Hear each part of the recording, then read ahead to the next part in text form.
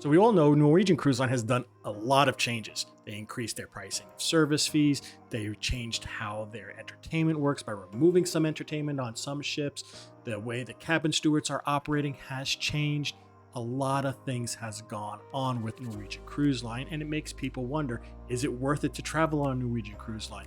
Is the service going down? Well, I just got off a Norwegian Cruise Line cruise, the Norwegian Breakaway. I'm going to let you know exactly what I thought about all the changes that have occurred and how it affected my cruise. Stay tuned.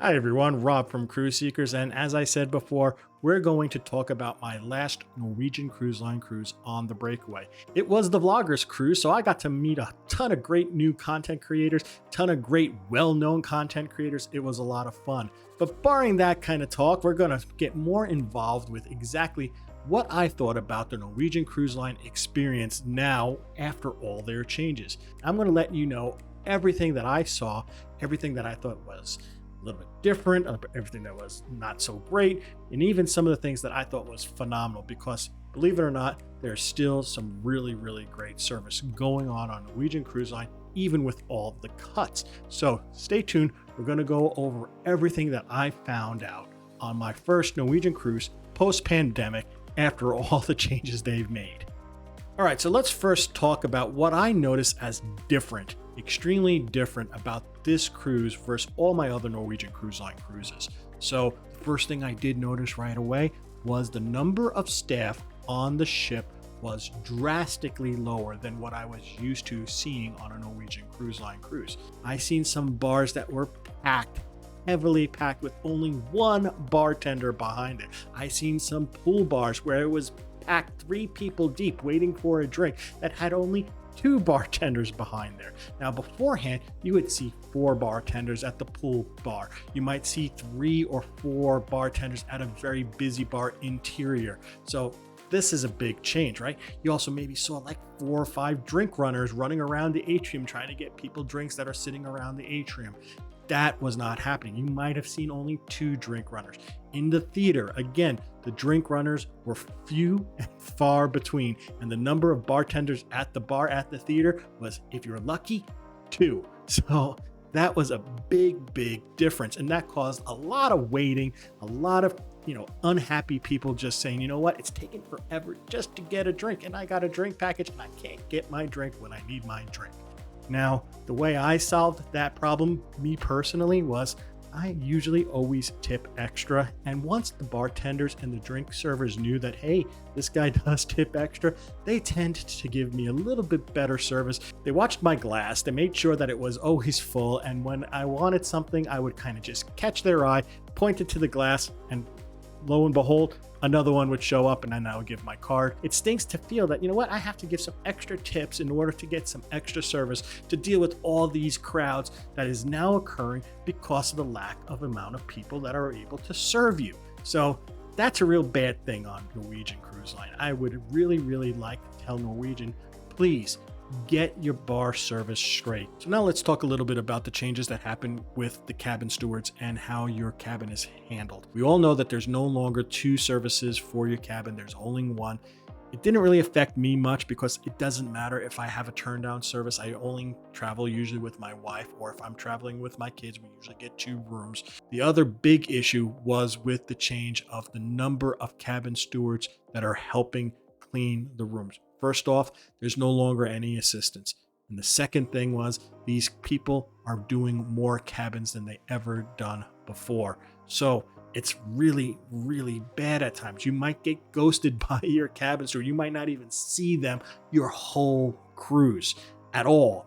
Nada. I heard this by many people. Now, my cabin steward, he was amazing. We got to meet him on the first day. He was able to take care of all my special requests. He was phenomenal. But some people didn't see him at all. It was not a great experience for them.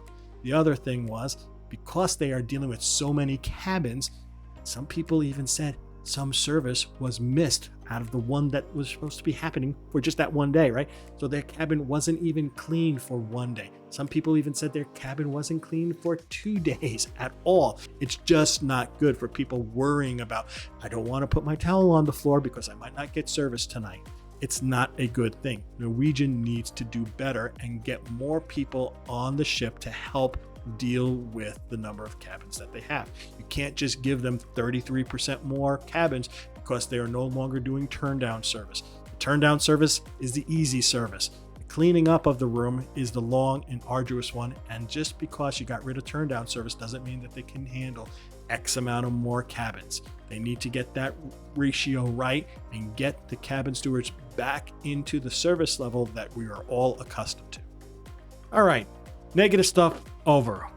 But before we talk about some of the great stuff that happened on the breakaway, I would just love to invite each and every one of you folks out there who are not already a member of the Cruise Seekers crew. Hey, think about subscribing. Turn that little notification bell on. It will let you know exactly when we put out new content, and you will get to be part of the in the know crowd when that content comes out. We are looking to do some wonderful things here. We would love to have you along with us for the ride.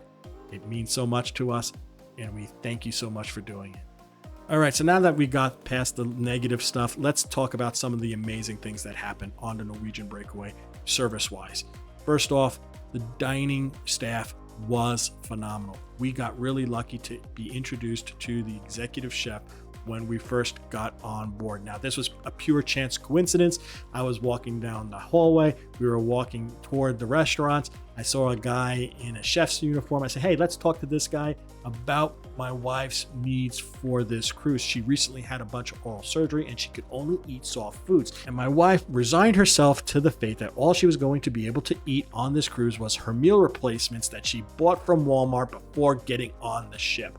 Well, once we talked to Lloyd Johnson on this ship, the executive chef, he put all that to rest. He took care of my wife so wonderfully. He asked her what kind of foods does she like, what kind of foods does she not like, what kind of foods is she able to eat, what kind of consistency of the food is she able to eat, what, is it able to be crunchy, does it need to be fully smooth, does it need to be pureed, does it just need to be chopped fine? He took all that information down, wrote it in his pad of paper, and then he said, don't worry, we will take care of you 100%. And from that point on, everything was perfect. Lloyd even sent my wife special desserts three times during the evenings at our cabin. He just sent them to us, things that he knew that she could eat, that she said she likes. Just amazing customer service, right? You can't ask for anything more than that. And finally, on our last day of the cruise, he actually came out to my wife and gave her a big hug and said, was everything perfect? And she was so happy and gave him a big hug. It was just a great experience. Wonderful. Good job, Norwegian. The food staff that we came in contact on the breakaway was just amazing. From the top with Lloyd, the executive chef, down to the maitre d', Mahindra, you're amazing, all the way down to the waiter who helped us every night and we asked for it every single time to be at his station. Daryl, you're amazing. And now let's talk a little bit about some of the final changes that Norwegian Cruise Line has announced about entertainment. We know for a fact that certain ships are losing certain shows. Luckily, on the breakaway, we did not have to deal with that. We still had 2 wonderful production shows on our ship. We had Six, the musical, and we had Burn the Floor, which was a great dance production. It was just a lot of fun, very entertaining. We also had a great magician on board, and we also had a singer on board. Plus, there's Sid Norman's Poorhouse, which was a great show as well. Overall, the entertainment on the breakaway was just as good as it was pre-pandemic as it was when we went on just last week. So I had no complaints about the entertainment. The one thing I would say, and this was also pre-pandemic as well, is Sid Norman's Poorhouse needs to do something about how to get rid of those lines so people can get a seat and not have to wait for an hour online just to go in and kind of enjoy Sid Norman's and not have to deal with standing room only. I don't know if they need to make it reservation only or have more shows. I don't know what they need to do because you can't make the venue any larger, but something needs to be done. Nobody wants to wait online an hour just to go see a show at Sid Norman's. So overall, My experience on Norwegian Cruise Line after all their service changes was actually pretty darn good. I got really, really lucky with a cabin steward that was very attentive. I know other people did not. I was lucky enough to kind of game the system, I guess you can call, by doing some extra tipping to get my drinks faster. But you know what? I still had good service with my drink staff. Finally, that wait staff, that food staff on the breakaway really, really made my cruise, especially for my wife. My wife was saying if I was going to have another child, I would name him Lloyd if it was a boy, because that's how well Lloyd Johnson, the executive chef, treated us on the Norwegian breakaway. It was great. And the entertainment, nothing to complain about other than the normal complaint all the time with Sid Norman's of it's just too small of a venue and people wait online for it for way too long. So yeah, we had a great time.